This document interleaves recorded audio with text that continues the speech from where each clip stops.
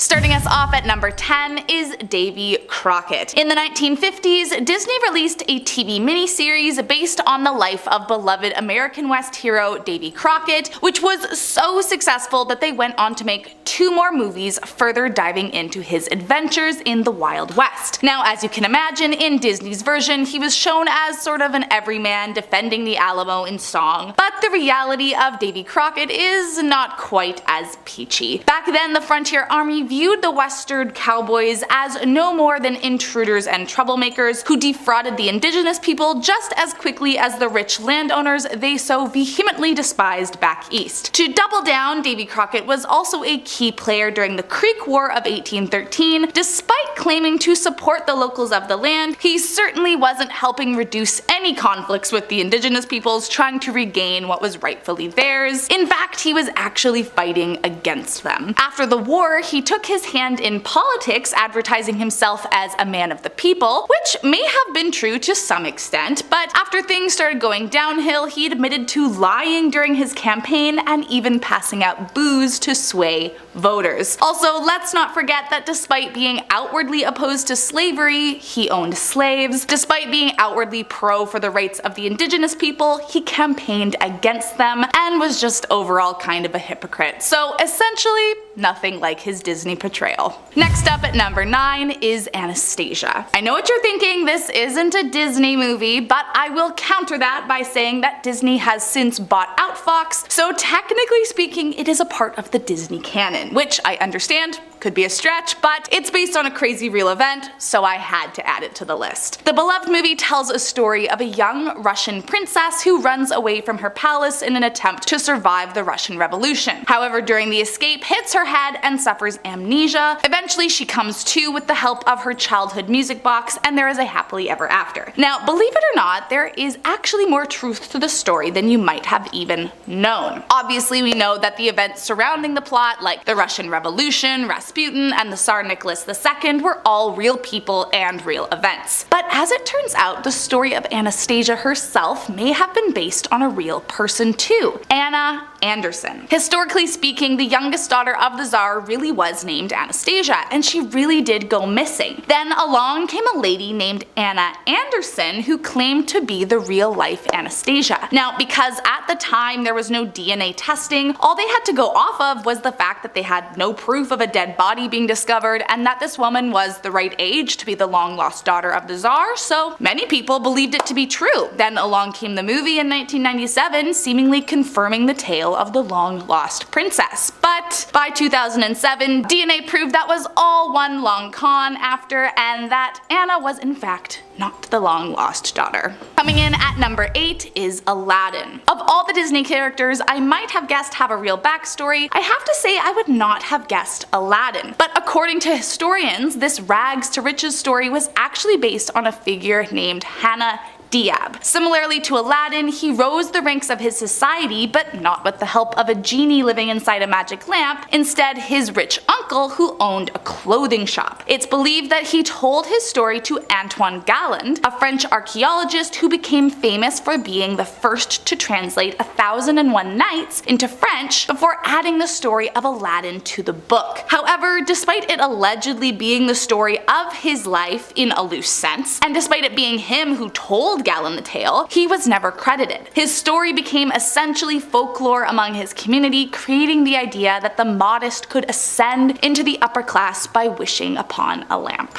Coming in at number 7 is Cinderella. As we all know, in the Disney version, there is a wonderfully kind princess enslaved to her wicked stepmother who, with the help of her fairy godmother, goes to the ball, falls in love with the prince, and despite losing a shoe, finds him once more and lives happily ever after. You might even be familiar with the darker Grimm's fairy tale version where the evil stepsisters cut off their respective toes and heels in an attempt to fit into the shoe offered to them by the prince. And while the story itself is almost entirely fictitious and has been retold countless times throughout history, there is reason to believe that it is actually based off of a very, very real practice from ancient China, foot binding. Foot binding was a practice where the feet of young girls were mutilated into a folded over shape, making them incredibly incredibly small, something that gave them high status and was seen as a sign of beauty at the time. In one of the earliest versions of the story, entitled Ye Xian, it follows the same tale as they always do, and when the time comes that the prince finds the shoe, he's astonished at how small it was. No woman is able to fit the tiny golden slipper except for Ye Xian, as her feet were bound and thus incredibly small. It may not be the most connected Disney story, but it's absolutely based on an old folklore tale about a very real practice that was only outlawed in 1912, so definitely deserves a spot on the list. Coming in at number 6 is Mary Poppins. If you've ever seen the movie Saving Mr. Banks, then you already have an idea about the truth behind the beloved character of Ms. Mary Poppins. Unlike how Disney portrayed her in the original version written by P.L. Travers, she depicts a much more stern and angry woman who could have very well used a spoonful of sugar herself. But it's not just that. The character of Mary Poppins herself was actually based on P.L. Travers' real life aunt. Tragically, in her early years, she lost her father to alcoholism, and it wasn't until the arrival of her Aunt Ellie that life began to feel stable again. However, unlike the Mary Poppins we all know and love, it was a lot less song and dance and more of a no-nonsense type. For years, Disney tried to get the rights to her story, and she was not keen on this idea, but eventually, after enough persuasion, she gave in. However, it should be noted that she absolutely hated the film adaptation and thought it was a complete betrayal of her novel, and apparently cried through the entire premiere, later recounting that she wished it could have been filmed by the British. Next up at number 4 is Mulan. Although the story is based on a folklore tale dating back to 420 CE, there has been speculation that the actual warrior of Mulan could have very well been a real woman. Either way, the story is crazy and definitely much darker than how it's portrayed by the Disney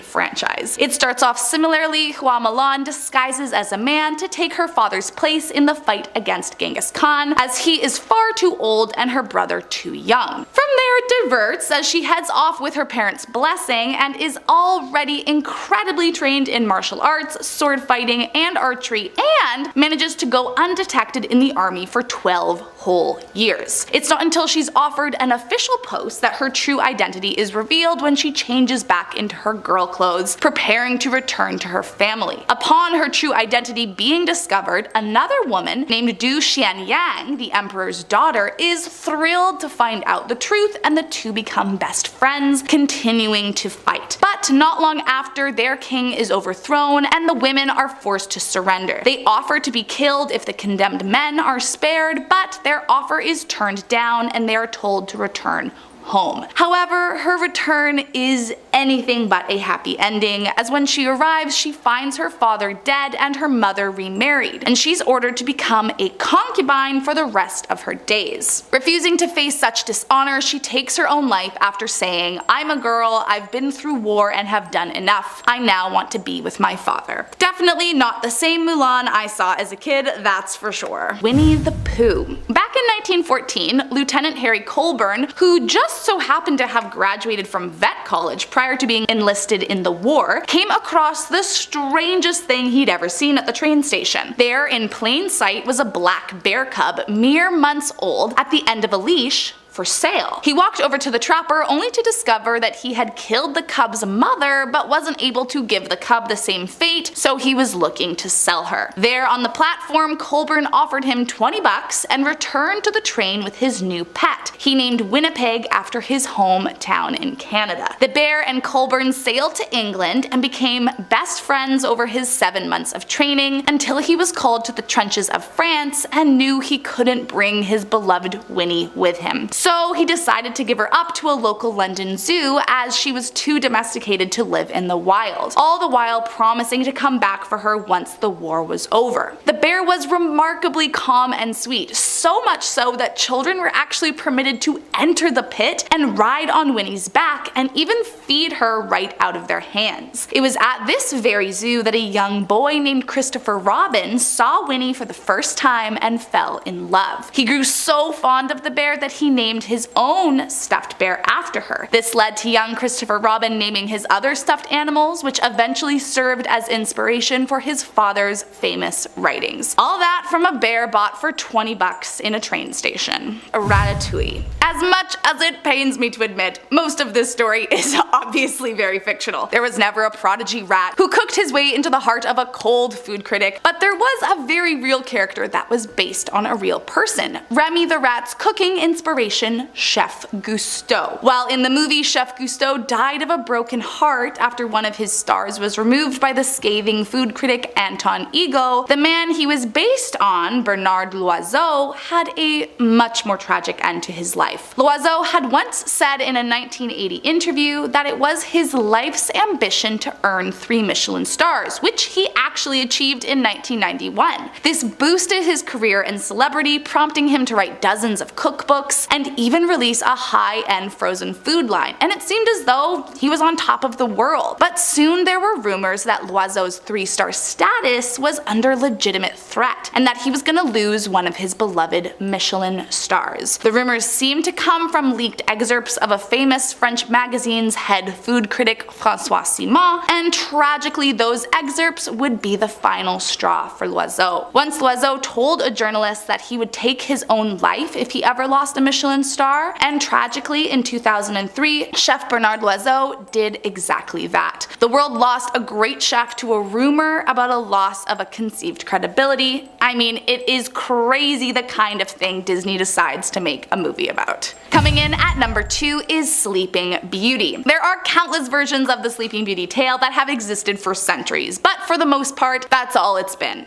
A story. But according to some historians, there is a possibility that all the variations are actually based on real people and real events from the 6th century, particularly a very dark version of the tale dating back to the 17th century. In this version, Sleeping Beauty falls into a coma after a splinter of flax gets stuck in her finger, and rather than meeting Prince Philip in the woods and falling in love, a king riding past sees a woman sleeping in a castle and decides this is an opportune moment to enter and have his way with the unconscious lady. After his deed is done, he gets back on the horse and rides off into the sunset. 9 months go by and he never revisits the sleeping woman, but he did leave her with something, 2 growing humans inside of her. The king had his own queen back at the castle, so he did not want her to find out about what he had done, hence the lack of visitation for 9 months. One day the twins are born and somehow the woman is still not woken. So the twins, directionless, begin to suck on her finger thinking it would give them milk, and in doing so suck out the flax that had put her into a coma all those months ago. Once she's awake, she tends to the twins, and not long after the king comes back to claim the fruit of his loins. At this point his actual wife becomes very angry and tries to kill his mistress, and when that doesn't work she tricks the king into thinking that the twins are dead, but this only ends with the king killing her out of anger. In the end, the twins were fine, and the cheating man who committed essay on a sleeping woman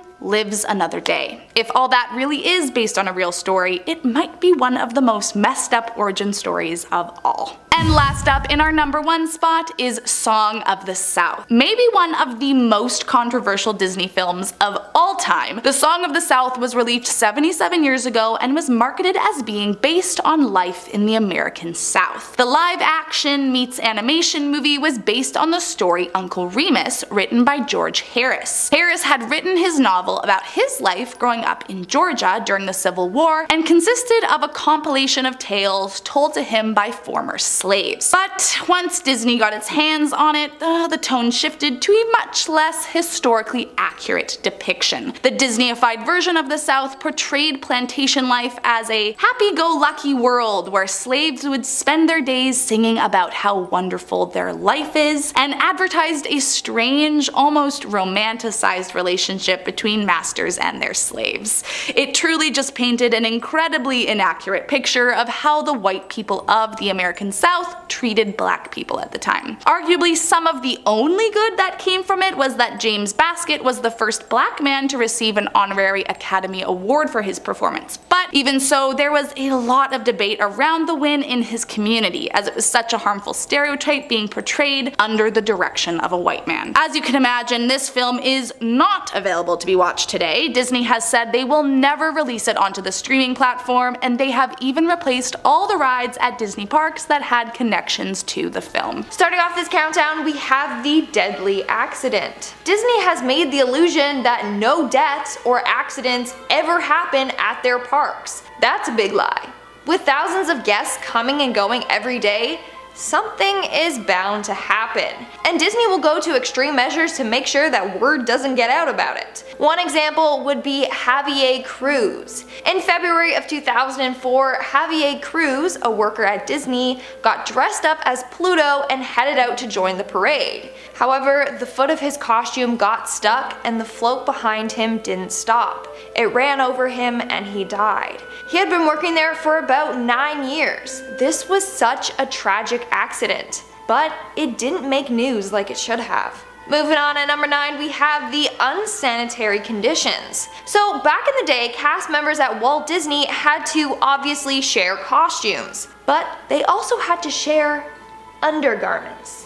Yeah, up until 2001, each costume had their own Disney-sanctioned undergarments that they would all have to share. That is so gross. But because of this, a lot of workers were passing around scabies and pubic lice to each other. That is highly, highly unsanitary. I'm just glad that that's not a thing anymore. They ain't gotta share that stuff. Moving on, at number 8, we have the sexism. Disney has a very sexist past. So a letter from Disney from back in 1938 showed that they wouldn't hire women to work for them. So the letter was addressed to a woman called Mary Ford, who applied for a position on the animation team. In the letter, Disney said, and I quote, "Women do not do any of the creative work in connection with preparing the cartoons for the screen, as that task is performed entirely by young men.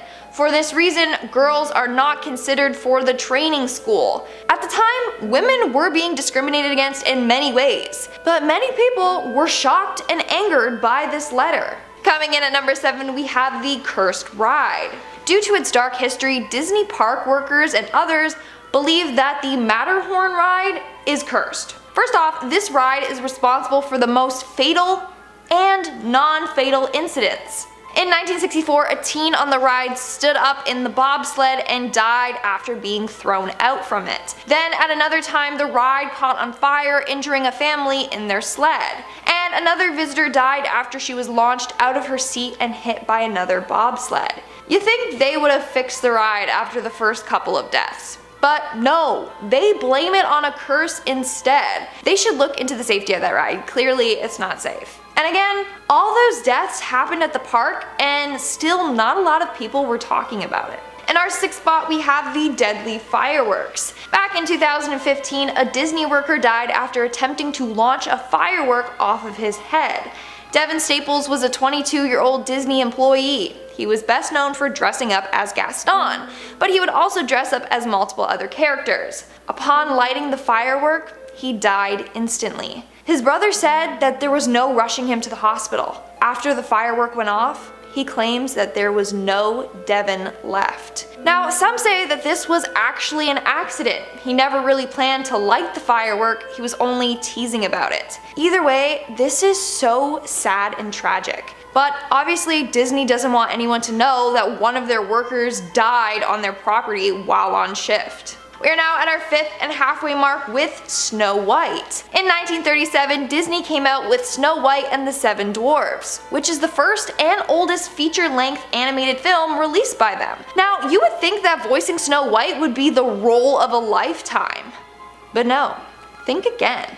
Adriana Caselotti, who voiced Snow White, actually had her career ruined by Disney. So Disney made sure that besides Snow White, she was never credited for any other work that she was in, and she was banned from doing any other voice work. Why?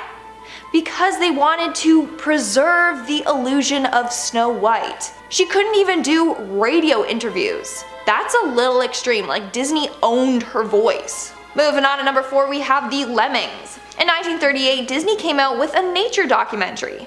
In the documentary, there's a scene where a bunch of lemmings commit suicide by leaping into the ocean off of a cliff. And Disney claimed that that was normal and part of the animals' migration. They even had a clip in the movie showing the lemmings doing so. But this is entirely false. These animals don't just jump off cliffs in groups and kill themselves. So for this scene, Disney imported a bunch of lemmings and then pushed or threw them off of a cliff. That's not really a happy ever after ending for them, Disney. In our third spot, we have the ashes. So apparently it's a thing to take your loved ones to Disney World. Not your living loved ones, no, your dead loved ones. And then you sprinkle their ashes all over the park. Believe it or not, but this happens more often than you think. Visitors will bring their loved ones' ashes on a ride and then release them down on Disney World. What about the other people on the ride? Like, all you need is a gust of wind to blow those ashes right into their face. Now, there's one ride in particular that people love doing this on. Take a guess in the comments below. Done? Okay. It's the Haunted Mansion ride. I don't know what it is, but tons of people release their loved ones on this ride. And when that happens, Disney literally has a special vacuum that they use to suck up the remains.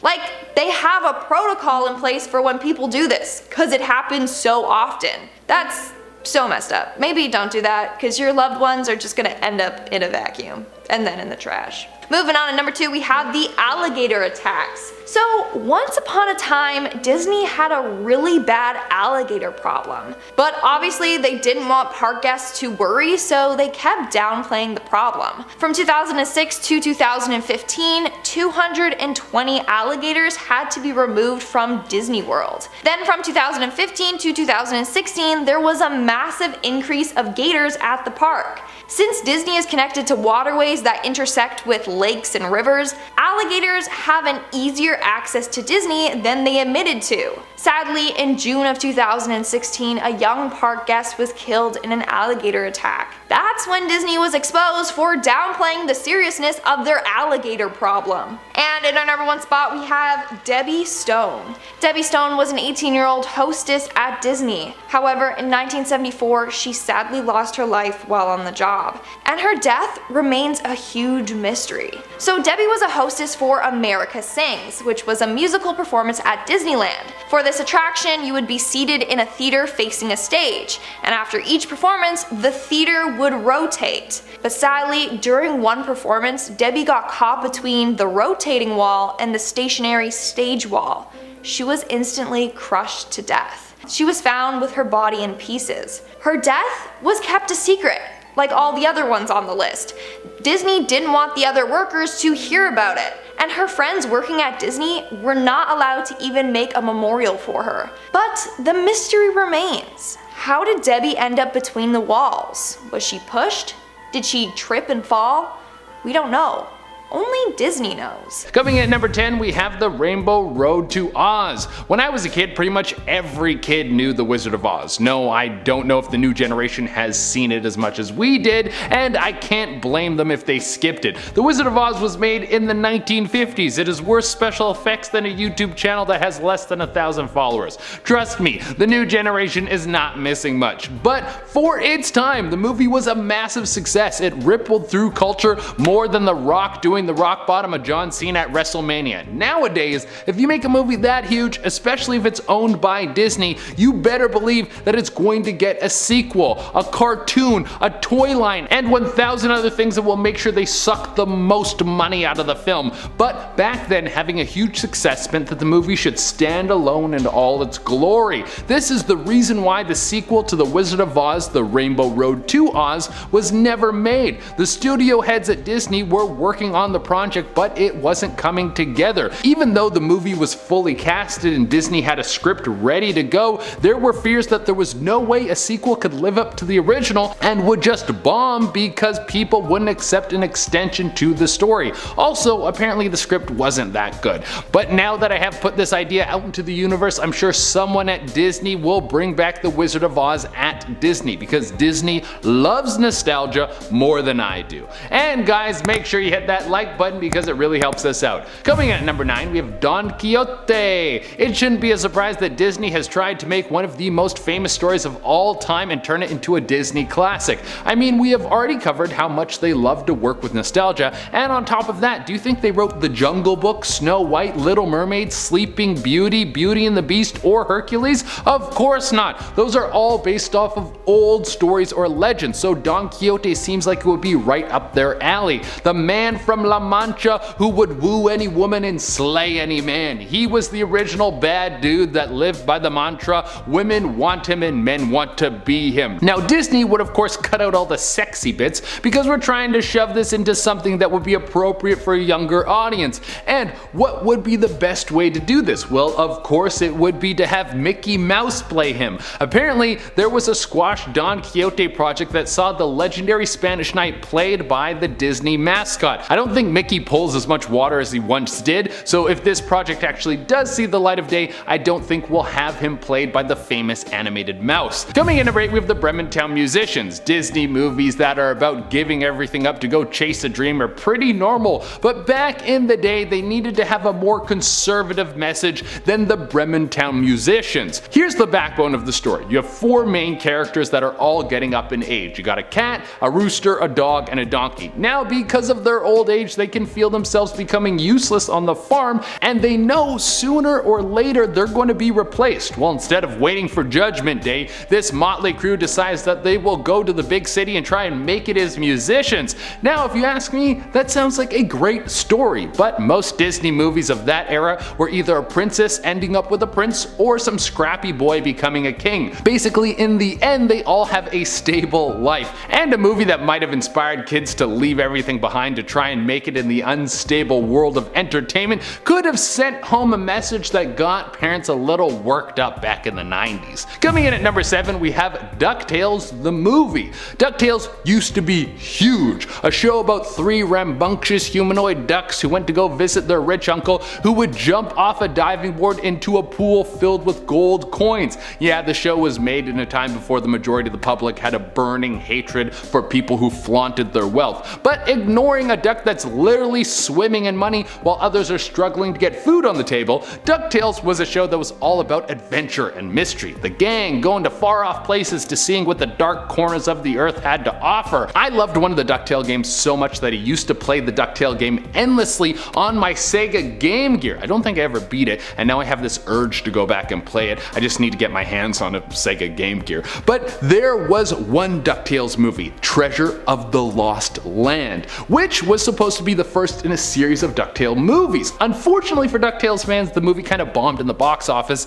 and all future movies were thrown in the trash. Coming in at number 6, we have Puss in Boots. Way before DreamWorks took the now beloved character and brought him into the Shrekverse, there was a movie in the works that was supposed to star the little feline in shoes. This movie was supposed to come out in 1991, but some complications meant that it never made it to the big screen. It was going to star a little cat in big shoes in a hand-drawn adventure, probably saving a princess because that's what all those stories were about back then. But I'm happy that this one never came to the light of day because now we have the Shrek Puss in Boots. Coming in number 5, we have Where is Roger Rabbit? For some, Who Framed Roger Rabbit was a very important part of our childhood, and when you go back to watch it now, you might be surprised that our parents let us watch it. I mean, Jessica Rabbit isn't the most child-appropriate character that has ever been in a kids movie. Let's just say that if they did a remake today, she would get the Lola Bunny treatment times 1 million. But there were plans to bring the hyperactive rabbit and the My Way or the Highway detective back to the big screen in a movie that was called Where is Roger Rabbit, which I assume was the same detective trying to hunt down the famous animated actor who had disappeared. This movie was slated for the early 90s,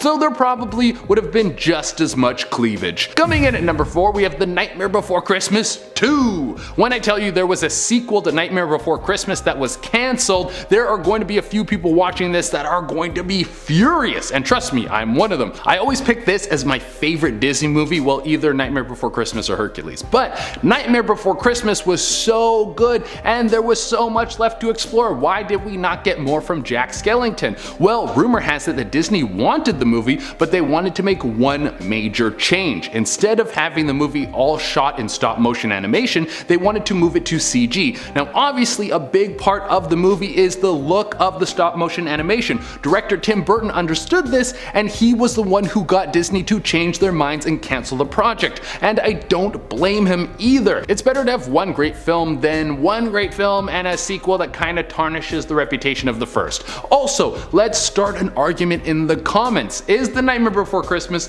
a Christmas movie or a Halloween movie? Let me know what you think, and you can't say both. Coming in number 3, we have The Yellow Submarine. If Marvel has taught us anything, it's that people love collabs, whether it's Iron Man teaming up with Spider-Man, or in this case the Beatles teaming up with Disney. Back in 2011, Disney was looking into doing a remake of the animated movie about the Beatles that came out back in the 60s. That would have been wild. For the first time since Alice in Wonderland, Disney might have made a movie that was both appropriate for kids and appealing to 20-somethings that were pumped full of psilocybin. Now, even though this seems like a no-brainer, the movie was canned, mainly because the director and writer of the remake, Robert Zemeckis, just had a movie bomb. Disney loves to bring in new talent. I mean, they brought in Taika Waititi to direct Thor Ragnarok and it was a smash hit, but they don't want to bring you in if you just laid a stinky egg at the box office. Coming in at number 2, we have The Seven Dwarves. Who were these hard-working mythical creatures before they ran into Snow White as she screamed through a haunted forest? Well, they lived a full life, and Disney wanted to make that on-screen canon. What's most enticing about this was it was supposed to be a Lord of the Rings style world that showcased the land that the Seven Dwarves were actually from, with a complete backstory on why each one of them are the way that they are. It would have been so cool to see an explanation on why their personalities are so defined, but before you feel like you were robbed of a Snow White extended universe, let me tell you that these movies were supposed to be straight to DVD and were never planned for the big screen. Coming in at the number 1 spot, we have Monsters Inc. 2 Lost in Scaradise. You know when a movie has a full title with a colon and a pun in its name, it was far down the production line. Well, you don't know that for sure, but with the details that were leaked about this movie, it would seem that the script was done. All that needed to happen was Disney to give it the green light. Now, the movie was about Mike and Sully making their way over to the human world, as if having one human around wasn't enough to deal with. They thought they should head to another dimension where there are billions, but their motivations were just. They wanted to give Boo a birthday present. Just picturing them doing that makes me think of Sully putting the door back together so he can see Boo one last time, and I get so choked up. But when Sully and Mike Wazowski cross to the other side, they end up getting stuck in the other world. They then need to find their way back. Now, the movie didn't happen because the animation studio where the writers and scripters worked, Circle 7, ended up getting closed down, and thus Disney was much less interested in the project if they needed to find somewhere to have it made. Number 10, The Rescuers, and the number 13. So, to ease into all of the scary truths, we are exploring a true fear that one of the main characters from The Rescuers has. Main Mouse Bernard has a fear of the number 13. The number 13 is commonly associated with bad luck in Western culture. When you go to a hotel, many don't have a 13th floor because they don't want to associate with bad luck. Bernard's fear is next level though, making it enough to be a phobia. Triskaidekaphobia to be exact. This is a written account of this fear, the number 13, dates back only to the late 1800s, but became common enough by 1911 that it got the name Triskaidekaphobia by combining the Greek word for 13 with phobia, which means a fear of. All in all, our boy Bernard from The Rescuers has some strong feelings about the number 13. Do you have strong feelings about any numbers too? Any particular ones? Also, I have another truth about The Rescuers, and this one was a bit of a scandal, so grab some tea and get ready to get into it. That brings us to number 9, The Rescuers Hidden Photo. Although the film came out in 1977 and was out on Laserdisc and VHS since 1992, no issue was found until 1999. The issue was with an objectionable background image about 38 minutes into the movie. This image was of a topless woman that was in 2 frames of the movie when Bianca and Bernard fly in on a sardine box on the back of Orville through the city. An important thing to note is that the frame rate for Disney movies is between 24 and 60 frames per second. So, only being visible for 2 frames means that the image was only visible for a 1/12 of a second, which is about 0.083 seconds. So, who broke the news about this if you could only find it by freeze framing at the right moment, knowing when that moment is? Disney did. That's right. They made a public statement about it, saying it must have been inserted in post-production and that they were recalling 3.4 million copies of the movie. That's a lot of VHS tapes. Could it have been a publicity stunt? I don't know. Number 8. Disney and recycling animations. This truth has been going around for a bit, but I wanted to include it because there's a bit of misinformation buzzing around it as well. If you look at the hand-drawn animated Disney movies, there can be some overlap in how some sequences turn out in the final production. For example, there's a movement in Robin Hood that looks an awful lot like some movement in Aristocats, and the dance scene in Beauty and the Beast looks the same as the one in Sleeping Beauty. This has led to a lot of outlets saying that the animators were recycling animation for either time or money, all those reasons, and they kind of jumped to conclusions in some cases, because this wasn't always the case. In 2015, on his website Geek Dad, Jim McQuarrie asked former animators on these movies what really had happened in these situations. Animator Floyd Norman said it was because of director Wolfgang "Wooly" Reitherman. According to Norman, Reitherman liked to play it safe and only use stuff he knew would work, which led to similar animation over many of the movies he directed. Also, Gary Truesdale, co-director of Beauty and the Beast, said time was the reason for the dance scene making you see double. As they were kind of cut for time, Reitherman had already made it so that using previous sequences was alright. So Truesdale said they resized and repositioned the Sleeping Beauty animation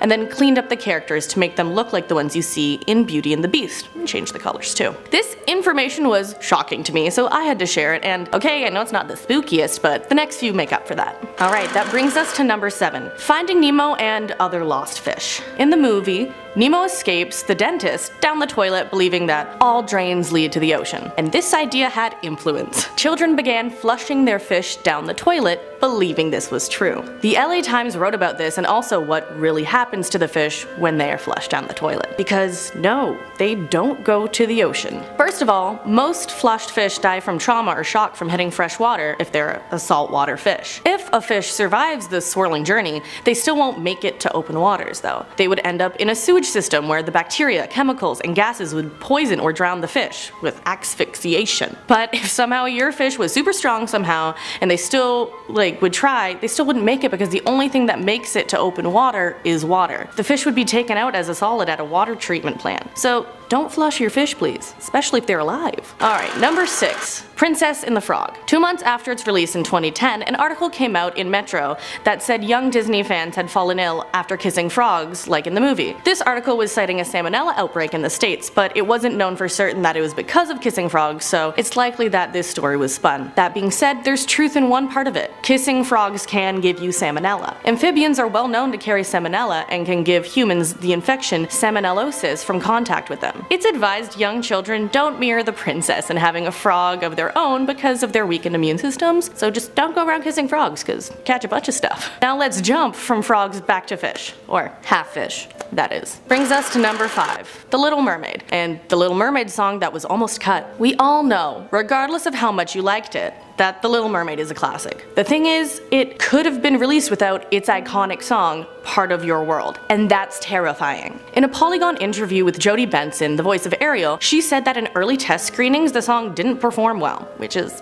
absurd. The 4-minute song wasn't doing well with its target audience, kids. The Disney chairman at the time, Jeffrey Katzenberg, noticed kids were getting restless and distracted during the song, even throwing popcorn around, and he wanted to axe the song. What saved this beautiful song was the song's lyricist, Howard Ashman, who apparently said, "If this song goes, I go." And to that I've gotta say, thank you, Howard Ashman, for an anthem. On to number 4, A Sleeping Beauty Truth. So, The Little Mermaid came out in 1989, 30 years after the last princess movie, Sleeping Beauty. And why? Well, Sleeping Beauty wasn't the only sleeping thing with this movie. The movie originally bombed. Called a sleeper movie because of its delayed profits and possibly because it put theatergoers to sleep, the movie originally only made $5.3 million. If you're looking at me like, Abby, what about inflation? Just stop there, kid. It cost $6 million to make the movie originally, so it originally came out as a loss. Now, though, it's nearly 10 times the original $5 million with a lifetime gross of $51.6 million. So it kind of grew from there. If you ever showcase something and it's not getting stellar reviews, don't sweat it, because Sleeping Beauty, it shows. People barely remember the truth that it bombed. So don't get too worked up about your own personal failures. Now let's go to another princess with number 3, Tangled's pricey truth. Adjusted for inflation, as I talked about earlier, Sleeping Beauty cost a little over $53 million with today's valuation. And that pales in comparison with Tangled. Tangled is the most expensive animated movie Disney has ever made. It's also the most expensive animated movie of all time. It is my favorite Disney movie though, so obviously it was worth it, you know. The studio spent an estimated $260 million back in 2010 to make Tangled. That's $250 million. Also, Ranker adjusted against 2019 inflation to say that it would be equivalent to $320 million today. And it's more expensive than the Titanic to make. And Titanic the movie, not the boat, I'm not sure about that. But why was it so expensive? Some people think it's because there was storyboarding and writing dating back to 2000, 10 years before the movie's release, but there are no sure answers out there right now. The good news, though, is Disney more than doubled their profit with a gross profit of over $590 million. Also, talking about profitable, let's jump to number 2, Frozen, and specifically Frozen names are references. Frozen's original title was going to be The Snow Queen, which is also the name of the work that the movie was based on. Pardon me here. Snedroganin, I hope I pronounced that right, aka The Snow Queen, was written by Hans Christian Andersen. When you think of that name, countless childhood stories may come into your head, but listen to it again. Hans Christian Andersen. Now, listen to 4 main characters in Frozen. Hans, Kristoff, Anna, Sven. Hans, Kristoff, Anna, Sven. Hans Christian Andersen. I rest my case. Also, the 4 names were confirmed on the Frozen IMDb to be a reference to the author. A little something snuck in there. Also, on another note, what's another thing characters Kristoff, Anna, and Sven have in common? No mothers. Which brings us to number 1, no mother characters. You may have noticed how a lot of Disney characters don't have mothers or parents, but specifically mothers. This could be because many Disney tales are based on old fairy tales where they too didn't have mothers or either parent, but this could also have been for other reasons, and Disney producer Don Hahn gave 2 more in an interview with Glamour. 2 more reasons, that is. The first reason Hahn said there wouldn't be any parents is because of plot. Most Disney movies are about growing up and accepting responsibility, and a quick way of doing that is losing your parent or both parents.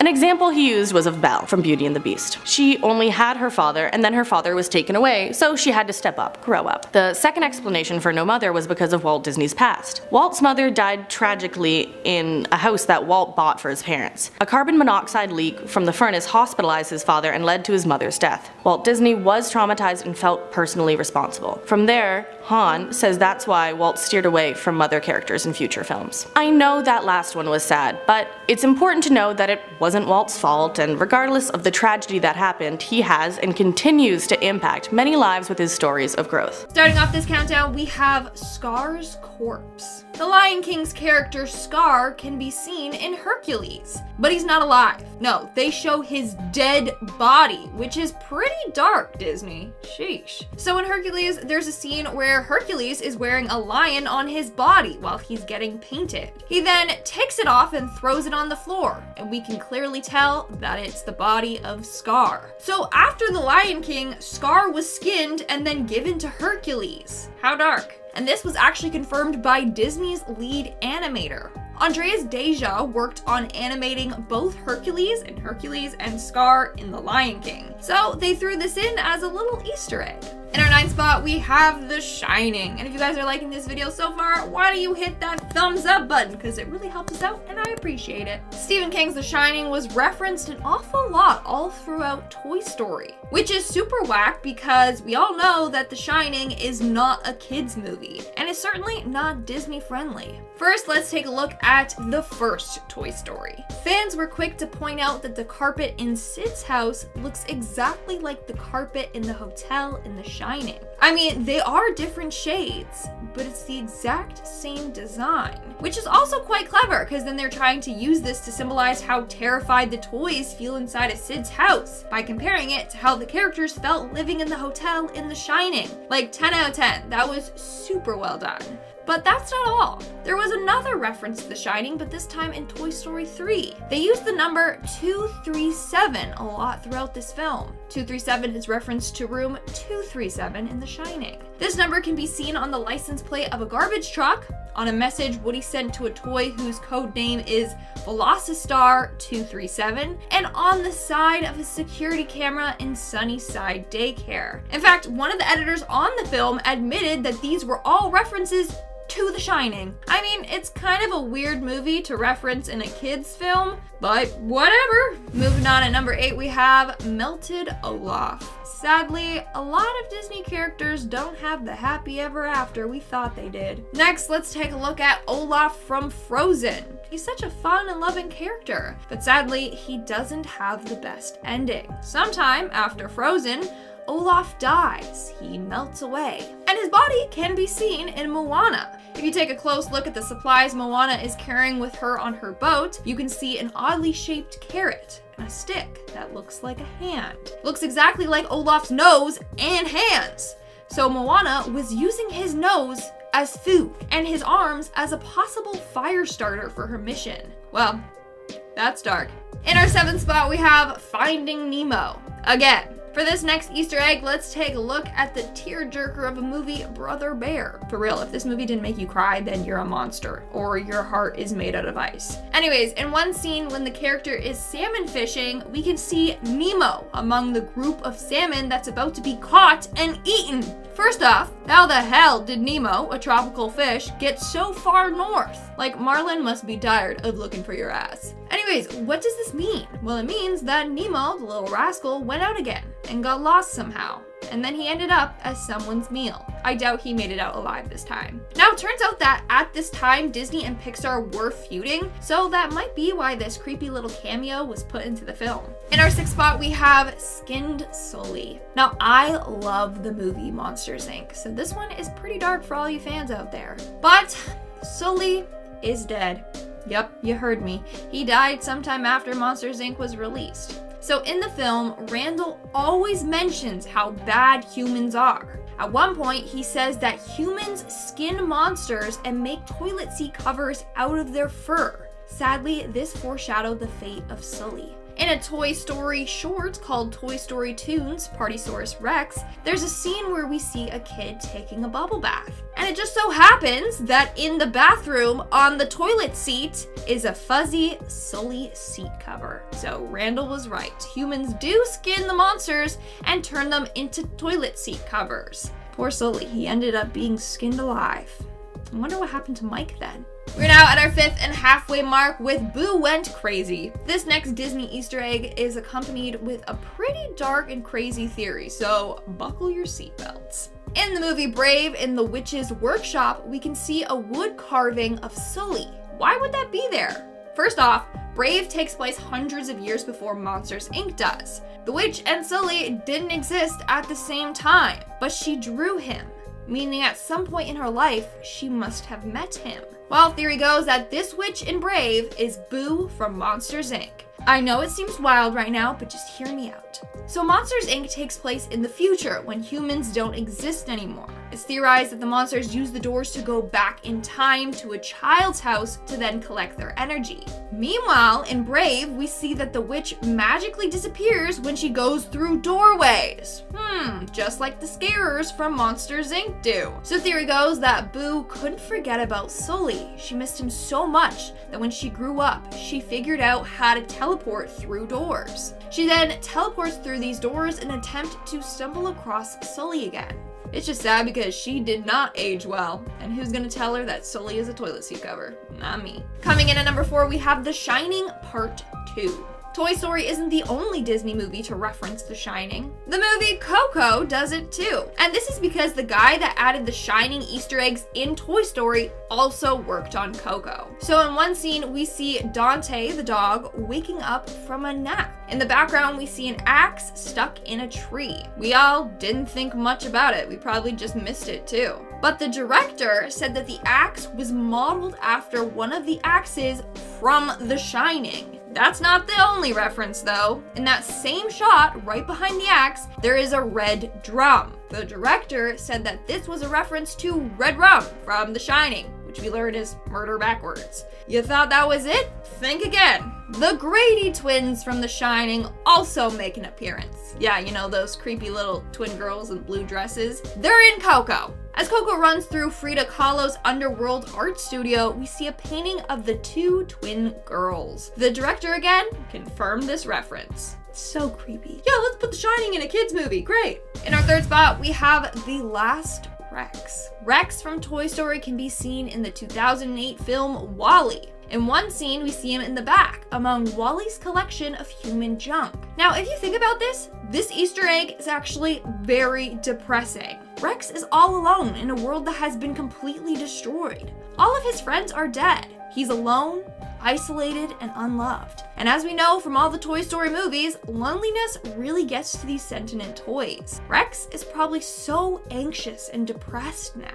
Moving on to number 2, we have Herbie Fully Drowned. Speaking of sentient things, our favorite car Herbie from Herbie Fully Loaded has died. This car has made a cameo in a number of Disney movies, but sadly, his time has come to an end. In Finding Dory, there's a scene where we see Herbie at the bottom of the ocean. He's badly decayed and covered in moss, meaning he's been down there for quite some time. Now, I don't know if Lindsay Lohan pushed the car into the ocean or what, but we all know that cars and oceans, or large bodies of water, don't mix. So sadly, his time has come to an end. And in our number 1 spot, we have The Three Little Pigs. Disney is sick for this next Easter egg. So for this one, let's jump back in time and take a look at Disney's animated short, The Three Little Pigs. In one scene, we see the pigs singing and dancing in one of their homes. But beside them, in the back, is a framed picture of sausages. As we all know, sausages are made out of pig. To make matters worse, the frame is labeled as father. So their father got turned into sausages and then eaten. In another scene, we see another framed piece of meat. This time, it's like a ham leg or something, and it's also labeled as father. So the Three Little Pigs' father was killed, hacked up, and sold as different meat items.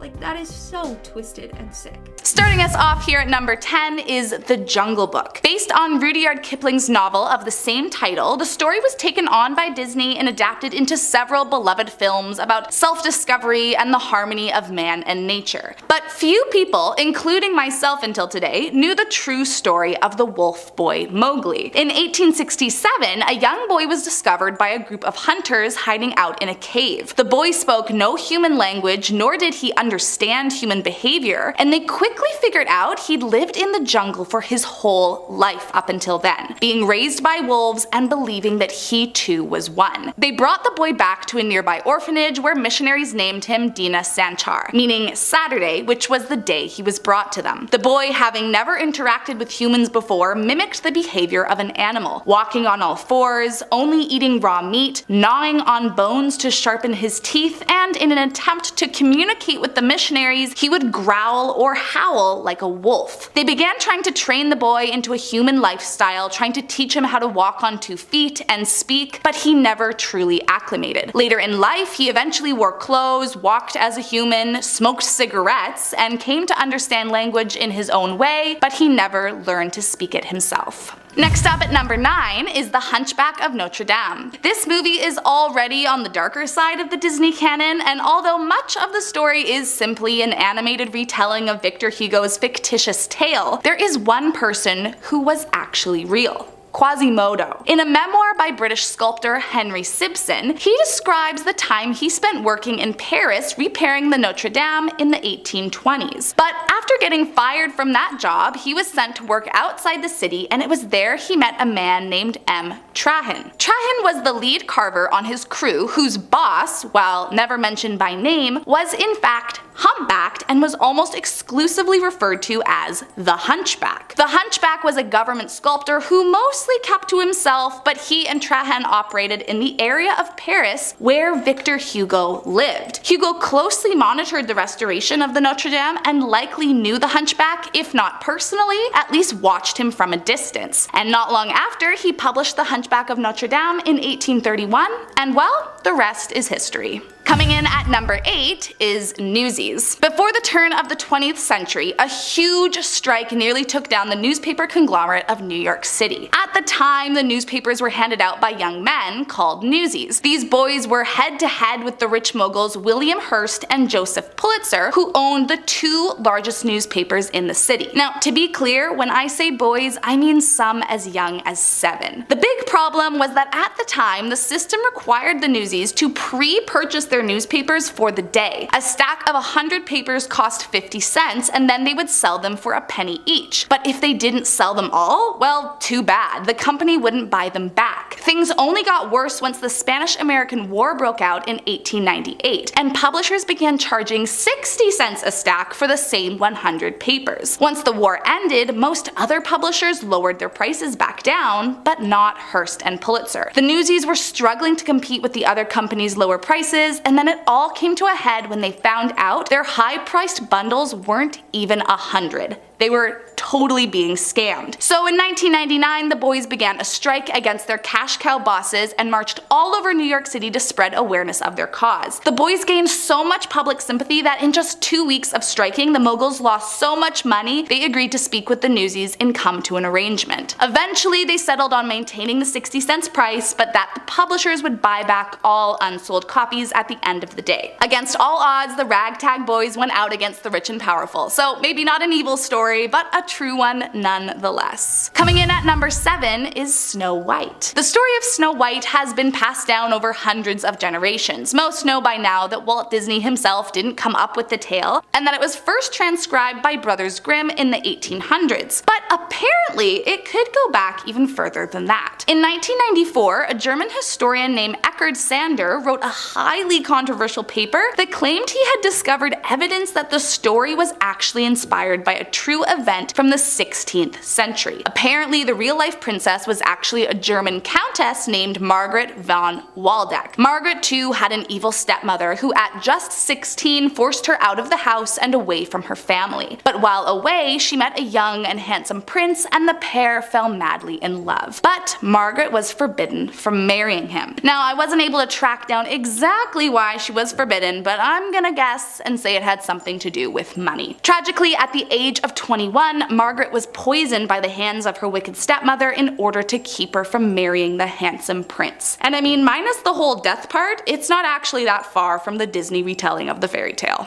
Hercules. I know what you're gonna say, the story of Hercules is based on Greek mythology, and you're not wrong. But I still added it because the actual mythology of Hercules and Megara is shockingly darker than the story portrayed on the animated movie. So in the movie, Hercules is the half-human, half-god that falls in love with sarcastic and lovable Megara. Megara is enslaved by Hades, and Hercules eventually frees her, and they live happily ever after. Well, in the original myth, Megara is actually the eldest daughter of King Creon and Princess of Thebes, and the two don't actually fall in love, but rather she's given as a gift to Hercules, or rather Heracles, after he saved Thebes single-handedly from the minions. Over time, Megara bears him several sons, but things go south fast after Hera sends Heracles into an unstoppable madness. You see, Hera deeply hated Heracles, for he is but a reminder of all the affairs committed by her son, also brother, Zeus, and Heracles has some pretty bad mommy issues about this, even though she was not in fact his mother. In his fit of madness, he kills his entire family, and riddled with guilt, he enslaves himself to his cousin Eurystheus, and performs the 12 12 labors in an attempt to atone for his sins. So,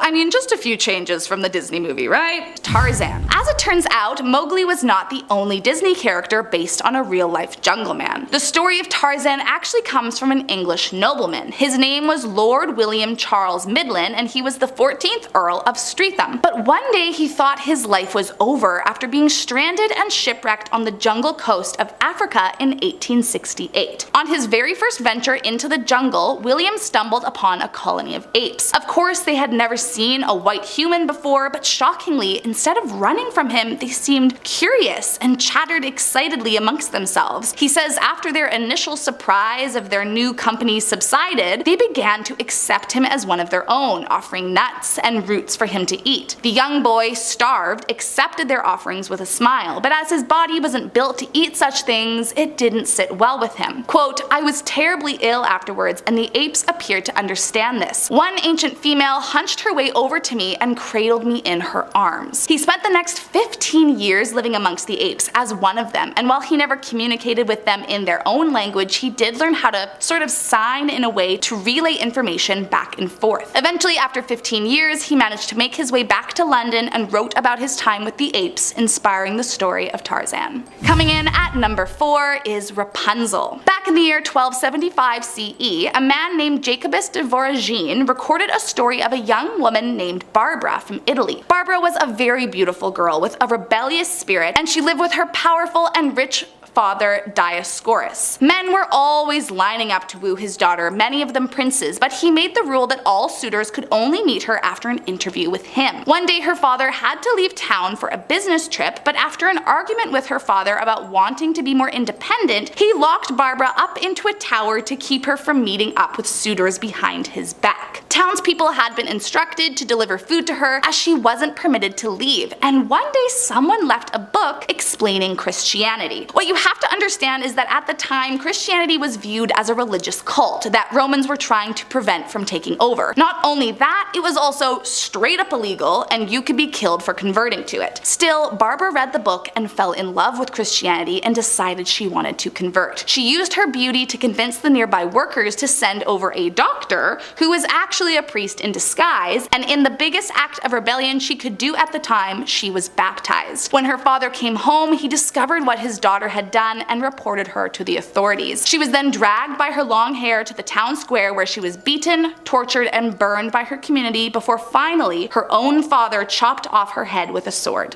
I mean, what? Coming in at number 3 is Dumbo. I have to admit, this one hit me extra hard because as a kid I was obsessed with this movie. But I hate to admit that I'm not shocked to have learned that an animal was abused while at the circus 150 years ago. The movie Dumbo is based on a real-life elephant, Jumbo, who arrived at the London Zoo in 1865. For starters, before he arrived in London, he was captured by hunters and separated from his mother, who he watched be slaughtered for her tusks. They then took the terrified thing to a completely new continent and stuck him in a cage to be gawked at by the public, who routinely threw coins or other things at him. Soon he was becoming so aggressive, I mean, gee, I wonder why, that they decided to sell him to P.T. Barnum's traveling circus in the US. On his now second cross-continental journey, he became so anxious that they began providing him with a daily allotment of whiskey to calm him down. But all this did, of course, was get the poor animal addicted to alcohol. Alone and confused, Jumbo began grinding down his tusks on the bars of the cage, and it seems Barnum's fix for most of the elephant's ailments and stressors was to keep pouring alcohol down his throat. Soon enough, the poor animal was almost always sedated, often knocking back bottles of champagne, port, whiskey, and even biscuits soaked in booze. Further, he was used as an attraction that visitors could ride, so much so that his joints began deteriorating at a rate far beyond his actual age. He died young after an accidental hit by a freight train, which, likely due to his rapidly deteriorating health, caused enough internal bleeding to send him over the edge. But even after his death, they wouldn't let him rest. He was put up for a display in the New York City's Gala for the next 4 years and paraded around as a roadside attraction for the masses. Coming in at number 2, Pocahontas. It probably comes as no surprise that the 1995 classic strayed wildly from the harsh reality of its dark history. In the Disney movie, the settler John Smith comes to the New World seeking gold and to settle on the land, but ends up falling in love with Pocahontas and coming together to bring peace amongst the settlers and the Powhatans. While the movie touches on the tensions between the Powhatan people and the white colonizers, it's a very sanitized version of the real events. First of all, her name wasn't even Pocahontas, it was Matawaka. Pocahontas was only a nickname meaning naughty one or little brat. Next, in Disney she was portrayed as a vague young adult age, but truthfully young Matawaka was just 10 years old at the time John Smith came to colonize her family's land. While she did save his life, Disney left out the entire part of what happened after. Matawaka was kidnapped by the white settlers and held hostage while being forced to convert to Christianity. She was then forced into marrying John Smith, a man who was more than twice her age as a minor, by the way, and promptly given a proper English name, Rebecca. From there, she was plopped into English society, clueless and afraid, and paraded around like some kind of proof that indigenous people could be civilized and melt into European society. Then, at the mere age of 20, she died in England far from her family and the life she loved. So sad. And finally, at number 1 is Beauty and the Beast. Back in the 1500s, there was a man named Pedro Gonzalez. Pedro was born with an incredibly rare Ambra syndrome, a condition where you are covered completely in hair, and was shunned and outlawed by his community as a freak. At the age of 10, the Venetian ambassador kidnapped him and then gifted him to King Henry II as a slave. At the time, owning outlandish people that were different from high society was a point of pride and upped your status among the court. Sadly, as he had been abandoned in his early years, he didn't speak very well and was essentially treated like a pet. Pedro was trapped in a cage in the king's court and fed raw meat to keep him alive. Then one day he was brought to the doctor, and terrified, the boy finally told him his name. But the king decided that it was far too Spanish sounding and changed it to Petrus Gonsalves. Petrus lived like that for years, treated like an animal to please high society, until one day Henry died and the queen decided she wanted to try a little experiment on her late husband's gift. The queen realized that if one hairy man was valuable to the court, then owning lots would only up her ranks in society. So she arranged a marriage with a local servant girl named Catherine. Allegedly, Catherine was chosen for her distinct beauty, but had no clue that the queen was marrying her off to Petrus until she saw him on their wedding day. The couple had several children, 4 of which were born with the same condition, and eventually given as gifts to other high-ruling members of the court, just as their father had been. In the end, there wasn't even a record of his death, as he was considered too animal-like for a Christian burial.